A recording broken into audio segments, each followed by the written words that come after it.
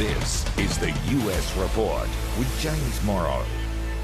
Good evening and welcome to the program. Here's what's coming up tonight. Big trouble for Anthony Fauci as senators hold the pandemic doc in contempt.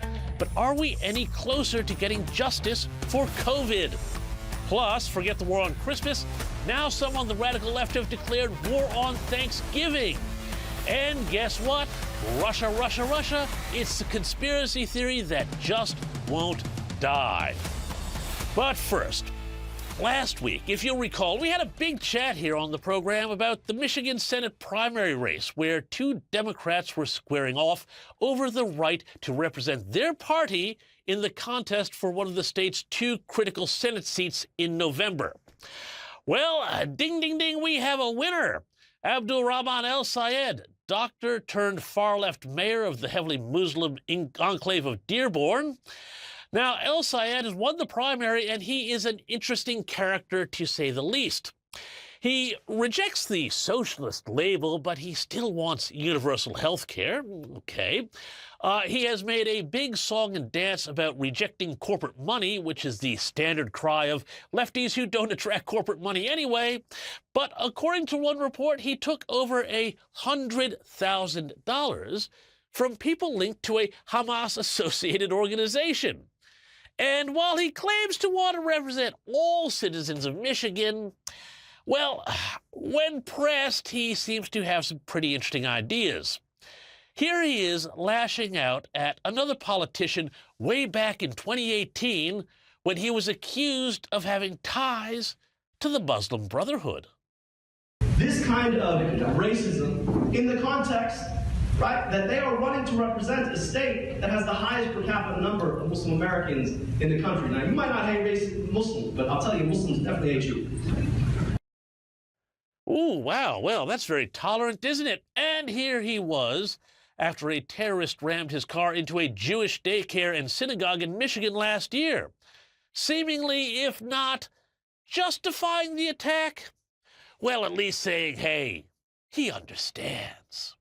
I also think it's just critical for us to understand that hurt people do hurt people. And the circumstances happening 6,000 miles away can affect the lives that we live here. And if we stand against violence, we got to stand against violence, all violence. So something happening 6,000 miles away hurt somebody in Michigan, causing them to do this other thing. As the expression goes, what a curious thing to say. And perhaps it should come as no surprise that El Sayed also pals around with the likes of Hassan Piker, the deeply anti-American internet personality who has claimed that America deserved 9/11 and a lot of other awful things. Now, El Sayed beat, barely, the establishment candidate Haley Stevens, attacking her for, among other things, taking money from the so-called Israel lobby. When people said he was being sexist, when he said, I hope maybe they find some way to teach her how to string together two coherent sentences, El Sayed then played the cry bully and said he was being stereotyped as a Middle Eastern man. Oh, perish the thought. So I think we see what we are dealing with here. But let's break down how El Sayed won and with what groups he was popular. And for that, I'm afraid I'm going to have to go over to CNN. Forgive me, but this is worth it. Haley Stevens did particularly well in this corridor. And what's in this corridor? Well, there are a lot of working-class voters and a lot of African-American voters. Abdul Sayed did very poorly amongst these groups in the primary. It's going to be very interesting to see whether or not he can bring them into the tent come the general election, bring those swing voters with them, because where Abdul Sayed did well, to be honest with you, we're really just college towns. Right, so this doesn't exactly sound like, the basis for a grand mainstream coalition. Turns out minorities and working-class people don't have time for the luxury beliefs of downwardly mobile, highly educated whites. Ann Arbor, which our friend at CNN just mentioned, is home to the University of Michigan, a charming place where professors say they feel like they have to censor themselves or they'll get in trouble. And where, with a constant culture of complaint, the kiddies moved seamlessly from protesting for Black Lives Matter to protesting against Israel to protesting against ICE and border enforcement. So, as I say, I'm not sure, El Sayed really has the support of mainstream America when he racked up these votes. And I have a feeling that come the election, mainstream voters who might be open to voting for a Democrat, even just as an anti-Trump protest play, will look askance at this sort of candidate. If El Sayed wins, I will not vote Democrat. I'll switch over, and I'll vote for a candidate with character, whoever that might be. Meanwhile, remember Hassan Piker, our friend I mentioned a moment ago? Well, he is not happy at all about the idea that El Sayed might have to run to the center to win the general election for the Senate seat, which, let's not forget, is up for election 3 very short months from now. Hassan Piker, here's Piker, and boy, wasn't this chap well named. Here he is shortly after the votes were tallied with a message not for the right, but for the Democrat establishment. Like everyone being like, Abdullah, ton of work to do mending bridges. Here's a take nuke for you, okay? You are all unbelievably Islamophobic okay? You literally called the dude terrorist for months on end and like called him a sexist, misogynist, terrorist, bad candidate, fake doctor when he has like degrees. And now you're gonna sit there and be like, well, you know, you really gotta come to me now. Like, what are you talking about? Win or not? And that, my friends, is the Democrat Party's civil war in a nutshell. That is where we are. Now, for months, I have been raising the alarm about a Democrat, socialist, hard-left, Islamist-adjacent takeover of the Democrat Party. And El Sayed, well, he could be a vanguard of it. So on that, I'm going to leave the final word on this to Donald Trump. When I watch Abdul, he's full of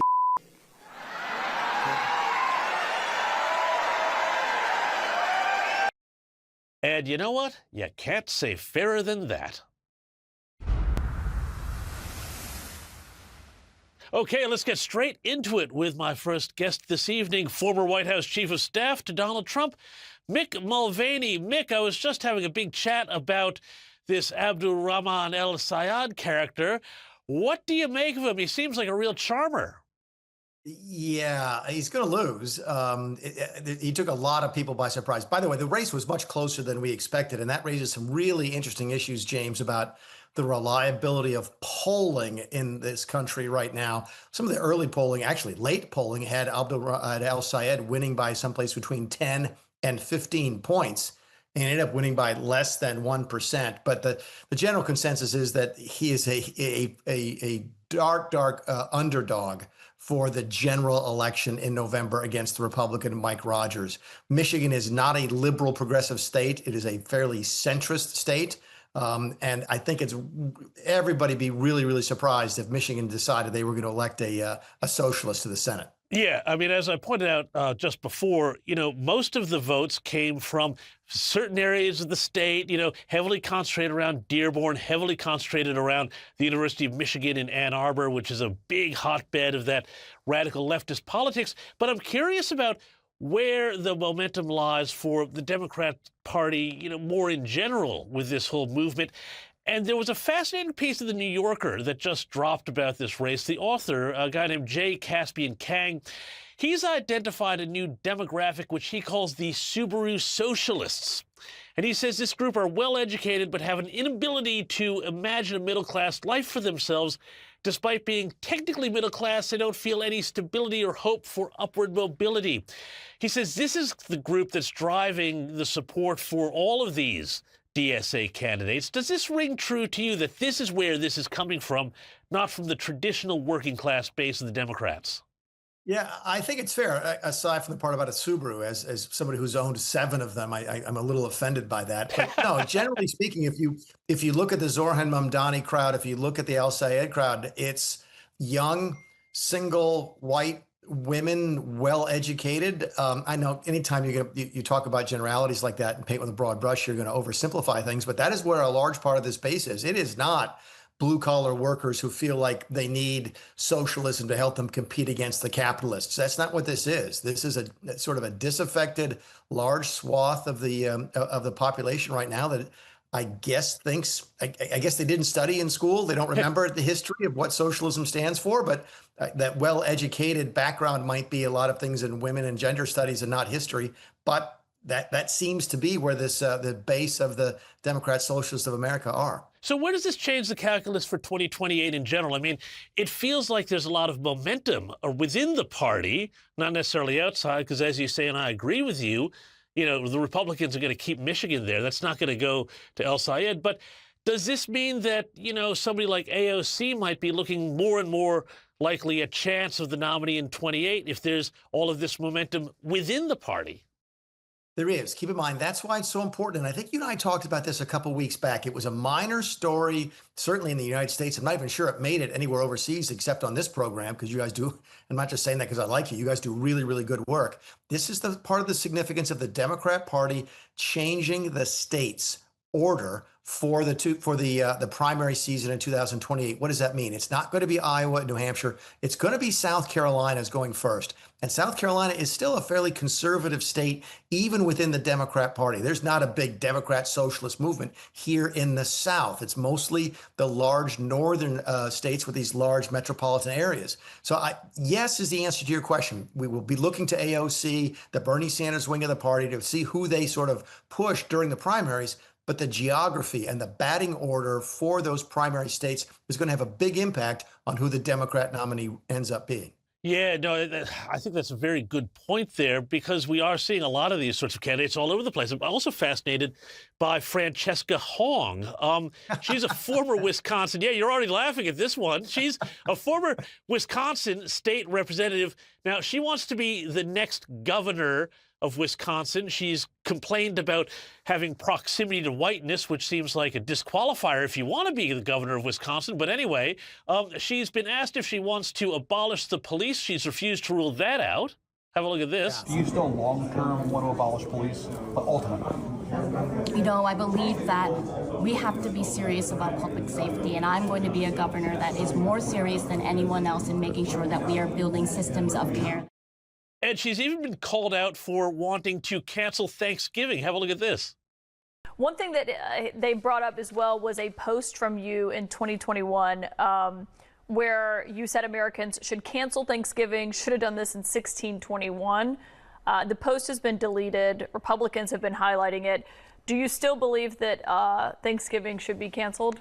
I'm a chef, and one of the first meals that I made that was for the community when I was 16 was a Thanksgiving meal. Mick, this seems like, the Democrats keep ignoring my rule, which is just be normal. Yeah, well, it's hard to do that in Wisconsin. Keep in mind, Wisconsin is the birthplace of American progressivism. It's one of the places, for whatever reason, I don't know, a lot of dairy, maybe not a lot of sunlight during the winter. I don't get it, but they have sort of grown crazy socialists for a long time in that part of the country. And keep in mind, David Axelrod, who is one of the more high-profile Democrat commentators in this country, came out, I think it was today, and said that El Sayed actually made some sense. He was a serious person. But this woman in Wisconsin, she's just crazy. So when David Axelrod is saying that about other Democrats, you know how crazy this person comes across. Look, we'll see.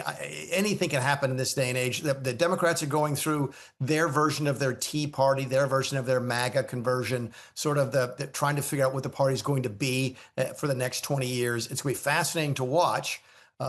Just by the way, and I'll take all this with a grain of salt, because we are now as Republicans sitting where the Democrats were in 2015, 16, when the Republicans were going to nominate Donald Trump, and the Democrats are saying to themselves, nobody would ever be that crazy to do that on the Republican side. He's going to lose and we'll waltz into the White House. Clearly that didn't happen. So Republicans need to take this very seriously, but it is sort of fun right now to sit back and watch the Democrats set themselves on fire. Oh, no, Mick, I mean, it is fun, but I agree with you 100%. I mean, history is littered with the wreckage of revolutions that were started by theater kids who wound up in power. And this is what, we seem to be aiming at here. But it is interesting to me that the Democrats now, when they nominate these people, they all have to go back and clean up their old tweets and everything like this.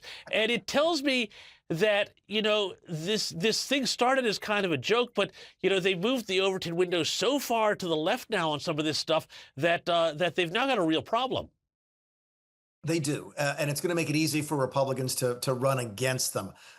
My guess is that you'll have candidates all across the country running against El Sayed and Zohar Hamdani. That's not an exaggeration. We'll have races here, probably in South Carolina, where those names get raised. That's how high profile these races have been. And certainly if this woman wins in Wisconsin, that trend will continue. Look, that Republicans are going to fight against and run against socialism. The Democrats are going to run against Donald Trump. My guess is that in that Senate race in Michigan, the voters are never going to hear the name Mike Rogers, who's the Republican nominee for the Senate. They're going to hear Donald Trump, Donald Trump, Donald Trump. That's what the Democrats are going to try to make this election about. That remains to be seen, whether or not Democrats will hold their nose and vote for socialists just out of spite because they want to send a message they don't like Donald Trump. That will be fascinating to watch. Yeah. Hey, finally, Mick, before I let you go, I just want to have a quick bite of this story concerning story out of California where an armed man was arrested near a golf course owned by the president ahead of a fundraising dinner there. What do we know about this? Was this a real threat here? Is this yet another example, I don't know, of maybe the tolerant left? Yeah, the early reports, and again, I think you're right. This just happened in the last 24 hours. Was that this was another mentally ill person who decided that he was going to try to harm the president of the United States. It's unfortunate this is happening more and more. I think that the good story here is that this person was caught well before the president was at risk. But yeah, listen, I've talked to the guys that used to protect me in the Secret Service when I was the chief of staff, and they say it's a fairly intense time right now, much more so than it was even during the first Trump term. The levels of security, the level of tension is so high that it's worrisome to all of us on both sides of the aisle that more and more people in our country seem to be interested in taking violence into their own hands against political officials. A terrible trend, no question, but happily one that was foiled here relatively early in the process. And we all thank God for that. Mick Mulvaney, thank you so much for your time, as always, and we'll speak again real soon. Thanks, James. Well, let's move on to the story that just won't go away. And, of course, I'm talking about our good friend, the Fauchster, Anthony Fauci, who, of course, just a week ago decided he'd rather take the fifth 111 times before the Senate than tell the truth about what he knew about COVID and particularly where it came from. Now, there have been a lot of dramatic developments in the case over the past 24 hours, and to break it down and bring us up to speed, let's bring in New York Post columnist and Fox News contributor Miranda Devine. Miranda, welcome to the program. The Senate Homeland Security and Government Affairs Committee on Thursday advanced a resolution to hold Dr. Fauci in contempt of Congress. Now, this looks great on paper, but apparently because it can't pass a 60-vote cloture or filibuster threshold to get out to the Justice Department, Rand Paul is sending it straight to the DOJ. I'm not hugely optimistic that this necessarily means we're going to get justice for Fauci. What do you reckon? No, the smart money in Washington says that the DOJ is not going to do anything about this, that Anthony Fauci, unlike Steve Bannon and Peter Navarro, is not going to end up in jail for 30 days for contempt of Congress, even though that option is open to them. I think what my colleague Josh Christensen at the Post's Washington Bureau tells me is it's far more likely and more serious for Anthony Fauci that he would be added to the indictment against his former factotum, a man called David Morrins, who did a lot of his dirty work and appears throughout the diary and other emails. And that's for records deletion, which is a serious offence. And I think David Morrins is facing 50 years in jail. So for Anthony Fauci, that would be a far more serious consequence and really more consequential because contempt of Congress, it's always going to be, a murky area. It hasn't been penalised for many years until the Democrats decided to weaponise it against Trump supporters or Trump advisors. And really the deletion of records goes to the heart of Fauci's sins. Yeah, and indeed, speaking of records, there could be some other interesting developments on this because it's just come out that the Senate subcommittee investigating Fauci has obtained a copy of his iPhone. Now, I reckon that if even Fauci won't give up his secrets, his handset might have some interesting things on it, specifically around his knowledge about the start of the pandemic, particularly, I reckon, if it reveals who he called and when, and who he was texting and when at the very start of this, because we've already seen all those emails about what they're going to need to do to cover up this. I reckon that you're going to get some more sort of data points. What do you think? Yes, I'd be very interested to see what role Francis Collins, his boss at the NIH, played in the initial cover-up of COVID-19 and the virus coming out of Wuhan. Because so far Francis Collins has gotten away pretty much scot-free. And remember, he was Fauci's boss. So whatever Fauci's in trouble for, presumably Collins had a hand in it. So this is a forensic image of Fauci's iPhone, his government-issued iPhone. Considering his very flawed operational security when it came to his diary, which he wrote on government property, on his government computer, I would say it's probably a treasure trove. This is the phone that Kash Patel, the FBI director, blurted out or deliberately let loose on Joe Rogan I think it was last June, when he said, "We have obtained a copy of Anthony Fauci's government-issued iPhone." And now, I don't know whether the FBI has been scouring that for evidence of crimes. I know that when a similar situation that I know a lot about with the Hunter Biden, his device, his laptop from hell, the FBI had it in their possession for, over a year and kind of did nothing with it. And in fact, kept it secret from the IRS investigators for a long time, and always much of it. So it's a different FBI now. So I can't imagine that happening, although the deep state is still active. And there is really seems some sort of operation to keep Fauci's wrongdoings a secret. Certainly you see with the media and a reluctance to cover this story. My colleague I just mentioned, Josh, he was the only reporter who went to David Morin's arraignment, which is kind of extraordinary. It's just extraordinary, given the number of people that died, the fact that our economies are all still experiencing these tremendous hangovers of debt and everything else from that era, the loss of schooling, the loss of everything else. Yeah, we need to know what happened. We didn't know how it started, but. You know what? Let's leave that there for the moment because there's lots of other stuff to talk about. I want to go to New York, where your mayor, Zohran Mamdani, I know you didn't vote for him, is under fire from all sides over this plan we talked about last week to introduce state-run grocery stores and discounted goods. Now, all these economists have called it nuts. Congressman Mike Rulli, who used to be a grocer, reckons it might not even last a year. But I was fascinated a couple of days ago, a local restaurateur and businessman called Nick Kokonis highlighted everything wrong with the plan, saying, quote, taxpayers will subsidize groceries for affluent shoppers who happen to live nearby, while needy families get zero. This seems to me like, almost all of this socialism in a nutshell, distilled into this great little piece of economic idiocy, Miranda. It really does. And it's, such a cliche. Remember, empty shelves in communist countries and people lining up for eons to get their little ration of rice and starving to death. I mean, why on earth Zohran Mamdani thinks that would work in New York, I don't know, other than he's all about the optics, just like Abdul El Sayed, who just won the Democrat candidacy in Michigan for the Senate.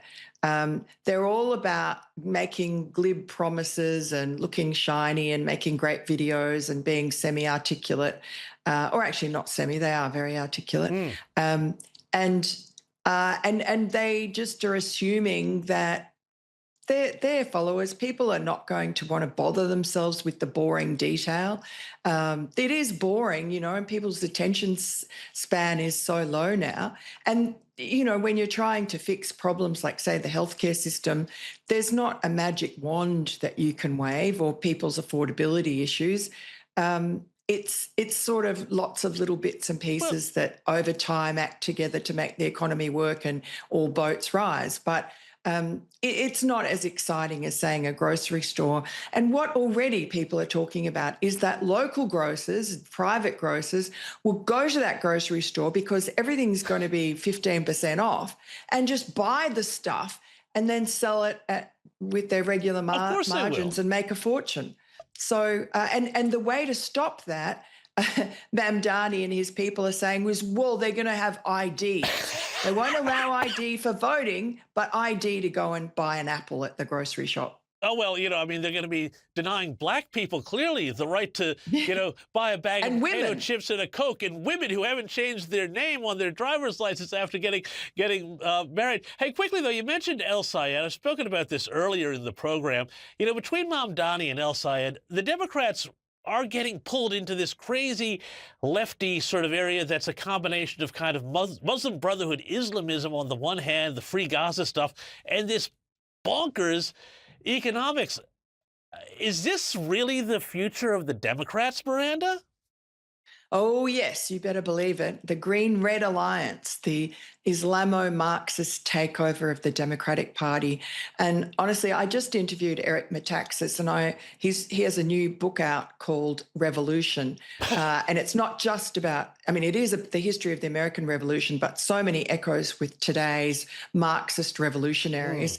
And it's really an antidote to all of that and reminds you why America, really alone in the world, is standing up to this global jihad, I would call it, this unholy alliance between the Marxist left revolutionaries and Islamists.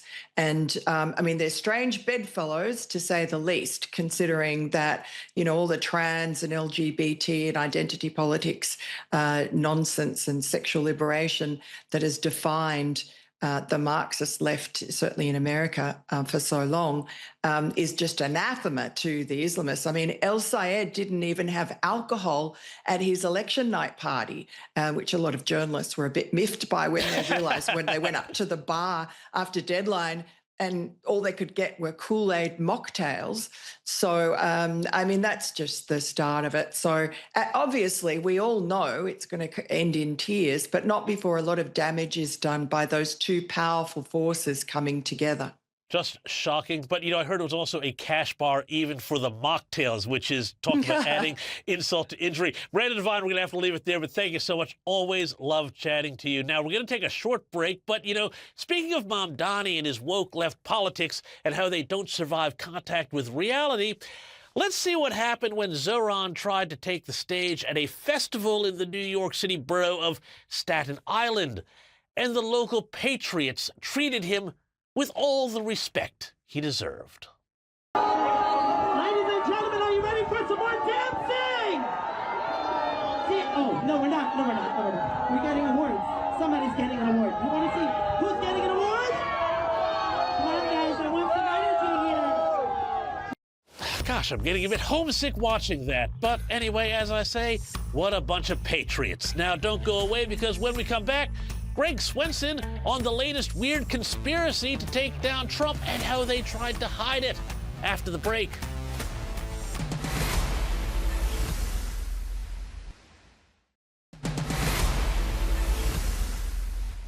Welcome back to the program. Now I want to talk about a bizarre story where it's been revealed that the FBI opened an investigation into whether Donald Trump was acting as a Russian agent when he fired then FBI Director James Comey in 2017.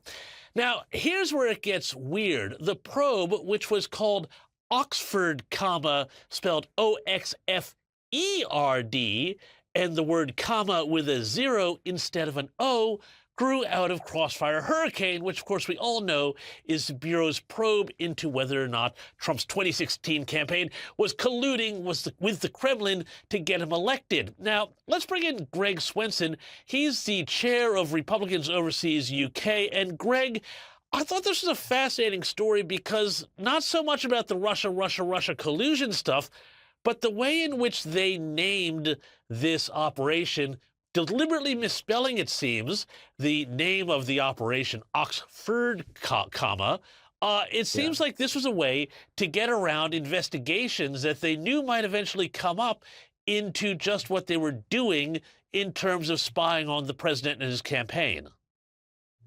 Yeah, it was really short-sighted to think that this wouldn't somehow come out. And, you know, it's amazing, you know, when we learned 2 or 3 years into this that not only was it a complete hoax, but it was orchestrated by the Hillary Clinton 2016 campaign and then reinforced by the Obama White House, who went full in on this hoax, you know, before President Trump was sworn in January of 2017. So it's really amazing. And not just that the hoax occurred or that it turned out that there was no Russia collusion, but who actually orchestrated it. Not only the Clinton campaign and the Obama White House, but with absolute collusion from the FBI and ultimately the CIA. It's really troubling. And does it tell you, Greg, that they tried deliberately, I would assume deliberately, to make this thing hard to find in the system? This makes it look like very much a sort of a deep state. We're going to try and cover our tracks from this.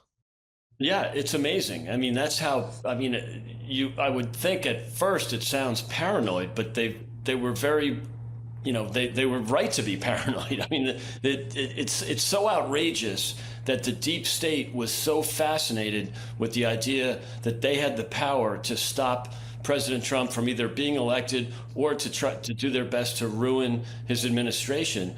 And that's what's really troubling, James. I mean, it's the fact that it happened and that there was deep state collusion. It's one thing for the sleazy, disgusting Clinton campaign or the sleazy, disgusting Obama White House.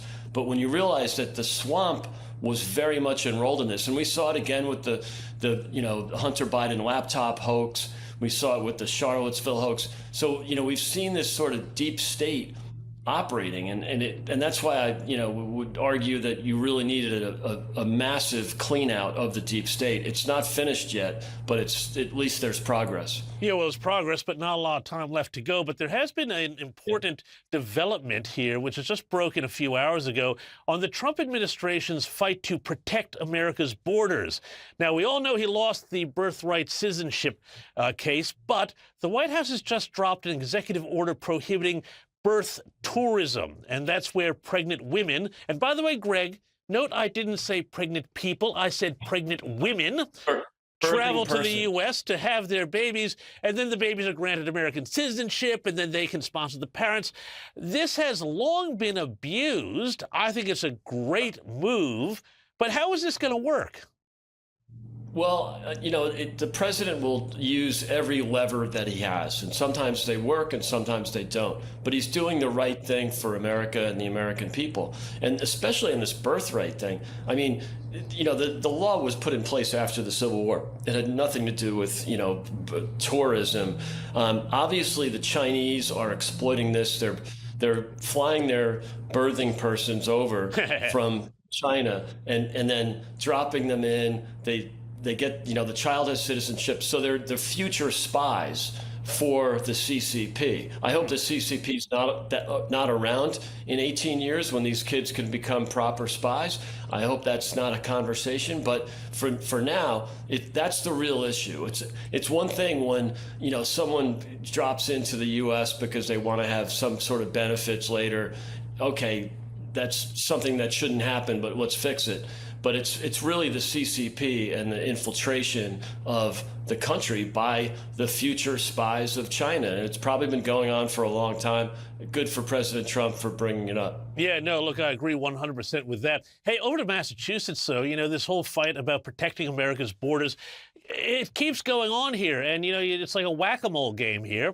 Governor Morrow has signed what's being called the PROTECT Act. Now, actually, it's designed to do anything but that because it's about limiting state and local law enforcement cooperation with ICE, Immigration and Customs Enforcement, and it's going to establish civil rights protections for residents from ICE. Greg, this seems to me that this is a real problem, not just, with the borders and the law enforcement, all of that, but again, we have these Democrat jurisdictions questioning the power of the federal government. I don't mean to be alarmist, but, America has an unfortunate history when Democrat states start saying, hey, we don't want to do what Washington wants us to do.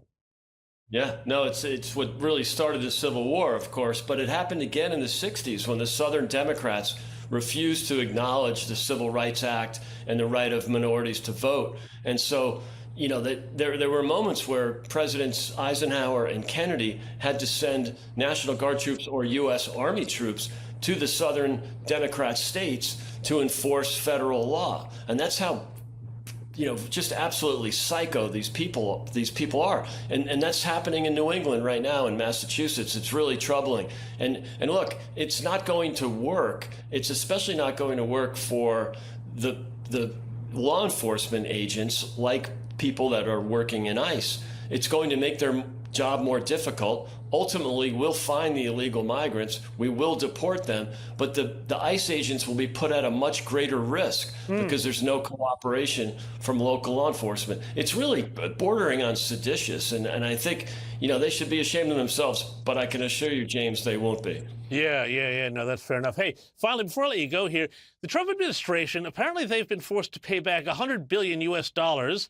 That's around 140 billion Australian dollar dues in the Liberation Day tariff refunds. This is after the big Supreme Court ruling here. Just tell us about this. How is this working? And is this a bit of a, it just seems like these tariffs weren't given enough time to rewrite the economy in the way that Trump was trying to do. Yeah, well, in a way they have, because even though we have to make a refund now, the fact that he used that authority, that IEPA, which is some acronym for, some Emergency Powers Act, he used it at the time knowing there was a risk that it could be, rejected by the courts. But it gave him immediate negotiating power at that time in April of 2025. So a lot of these trade deals have been executed. A lot of wars have been ended because of the threats of those tariffs. So even though they ultimately backfired, it wasn't without some success. And so, yes, we're going to have to refund that $100 billion. But two things to keep in mind, James. One is that money that the tariffs will be replaced by other tariffs under Section 122 and Section 301. I won't bore you with the details. There are other levers he can pull, but he was able to pull that first lever early on to immediately engage and immediately have that negotiating power. The second thing is, isn't it funny, the Democrats who hate corporate America, they hate people who make money, they hate success.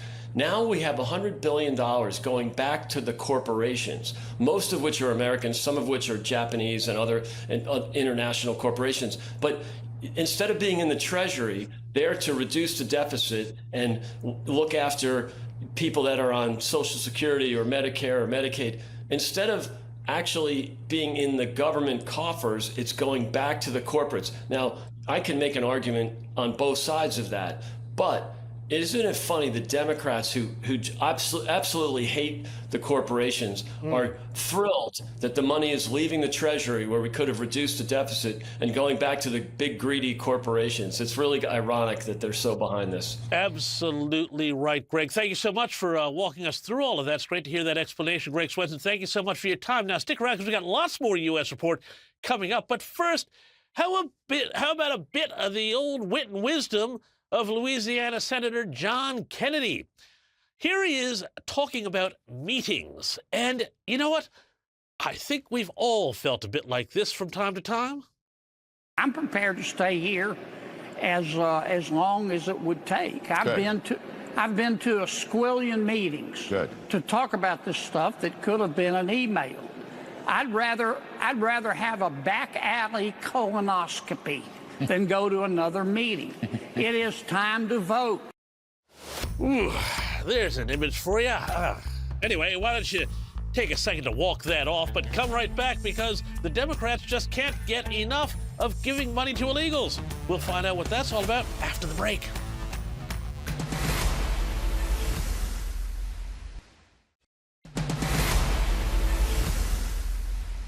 Welcome back to the program. Now, Democrat leaders in the San Francisco area are going viral for calling for donations that can go to, you guessed it, illegal immigrants. The mayors of Oakland and San Jose, California are involved and want to raise $10 million. Have a look. Here in the Bay Area, hundreds of thousands of our immigrant neighbors are living with fear and financial uncertainty. Why local mayors, county leaders, and the San Francisco Foundation created the Stand Together Bay Area Fund to raise $10 million in direct cash assistance for immigrant families across our region. Well, to talk about this and more, let's bring in our final guest for the evening, YouTuber and political commentator Blair White. Blair, I'm confused. I don't have mayors out there trying to raise money for my speeding fines. And at a time when so many Americans are struggling with the cost of living, they want people to give money out of their own pocket for people who don't belong in the country? Right. That lady pissed me off watching that. That's the first time I've seen this. And as someone who's a lifelong Californian, I grew up around the Bay Area. For this to be in that area specifically, there are so many American citizens littering the streets of San Francisco, Oakland, San Jose that are struggling, that are in financial despair. And it's not even just the homeless people that are in financial despair. It's people who have homes in these towns. So to be raising money for illegals, it's like they've just become the comedy caricature of what the Democrat Party is. This is like a joke. It's a total joke. Hey, but you know it's not a joke here. Sophie Cunningham, the fantastic WNBA star, who's become famous for pointing out, sometimes quite literally with that wonderful point she does, pointing out the league's double standards. Well, it seems that there's a writer called Howard Bryant, and he has been trying to smear Sophie Cunningham as anti-trans and anti-black. But the writer himself, Bryant, he's been arrested for choking his white wife, then assaulting a police officer, and then blamed his arrest on, wait for it, racism. Now, obviously, Blair, this is before the courts, and we don't want to prejudge anyone's guilt, but, you know, it does seem to me that there's a bit of a phenomenon of woke cultural enforcers having their own troubles with the law. Absolutely. You know, every accusation by a Democrat is an admission. And I feel like every time I haven't had woke friends since like maybe college, but when I did, they all ended up being the worst people to have around. No one who is so uptight and policing others and being a bully like that ever, you know, is without skeletons in their own closet. So what do you make, though, of the way that the Sophie Cunningham phenomenon has kind of, you know, the WNBA was not on, I think, anybody's radar. And then now all of a sudden you've got this person here and it's become just absolutely viral. It seems to be exposing a few other fault lines in society. yeah, Sophie Cunningham is the first name or person that I've personally cared about coming out of the WNBA. That's not to be shady. It's just not what I'm interested in. But I think she's iconic. I think she's really cool. And I think that it's a great thing for a celebrity to, you know, speak out against wokeism. And usually when that happens, the next question is, are they going to, you know, withstand the hate mob? Are they going to take it back? Are they going to apologize? And she didn't. And I love that. I love that she stands on what she believes. No. She's absolutely great. Love watching her clips. Hey, meanwhile, let's go on to Florida, where some interesting things are happening there, the home of the Florida man. So there's always a few interesting things that happen out of Florida. A Democrat candidate for state governor, a fellow called David Jolly, has said that it is ugly to oppose sex change surgeries for children. Children we're talking about. Have a look. Byron Donalds calls me a lot of names. Radical, socialist, trans. It's one of the ugliest chapters in our politics and one of the ugliest things a politician can do, which is to manipulate, and humiliate the identity of a young person. For the sake of getting elected governor of the state of Florida, it's ugly and it's wrong. This seems a bit, well, what do you reckon? You know, I think that God doesn't like ugly and he needs to find Jesus. I feel like everything he just said was so inverted and backwards from common truth, from God's law. Not to be too funny here, but like just the natural order. Like you're so backwards in life. I think it's ugly to support the sterilization of children. I feel like it's ugly to tell a child that they are born in the wrong body. I think that's what's ugly. Indeed, indeed. Hey, finally, speaking of, well, I don't know what the sound equivalent of ugly is, but I cannot let you go without taking a look at this. Listen now to the national anthem, and admittedly, it's a tough one to sing. The U.S. national anthem was butchered at the inaugural Women's Professional Baseball League game in Springfield, Illinois. Hold on to your ears. Through the perilous fight, o'er the ramparts we watched, were so gallantly streaming. And the rockets' red glare, the bombs bursting in air. But I'm going to be really honest with you. My producer sent me that clip. I played it on my phone, on speakerphone. My Cocker Spaniel woke up from her nap and ran to the other room. How did this wind up happening? I don't know, but I have maybe an unpopular opinion. I actually think bad national anthems are so much better than the good ones. They're so entertaining. We only remember the bad ones. I don't know who remembers Fergie's, the singer Fergie. Mm-hmm. That one takes the cake. And shout out to Roseanne. Love you, Roseanne, but you know. Well, yeah. Look, I mean, I don't know, maybe if these things go viral, maybe if anybody wants me to come sing the Star-Spangled Banner, I could give them a pretty awful rendition, too. Blair White, thank you so much for your time. Really appreciate it. Now, don't go away. We've got a cracker of an Only in America up next for you. But first, finally, the terrible degenerate hell site known as OnlyFans, guess what? It's being used for a bit of good instead of degeneracy. And it's all thanks to people paying money to see marmots. Out of desperation, we went to OnlyFans and created an Only Marms page because we've been struggling getting support for our long-term research of yellow-bellied marmots in Colorado. I've been unable to get federal support. It's sad, and it makes me angry.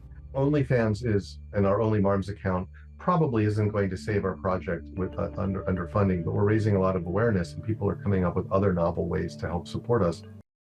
So there you go. You know, I suppose this also gives fellas who've been caught with OnlyFans on the credit card bill a ready-made excuse.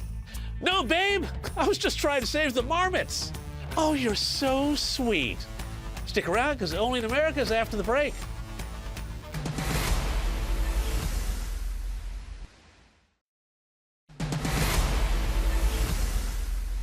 Welcome back to the program, and now it's time for a little segment we like to call Only in America. Only in America.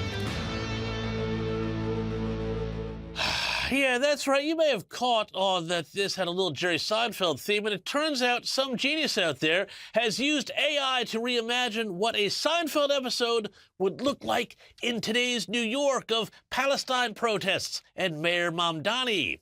Take it away, Jer.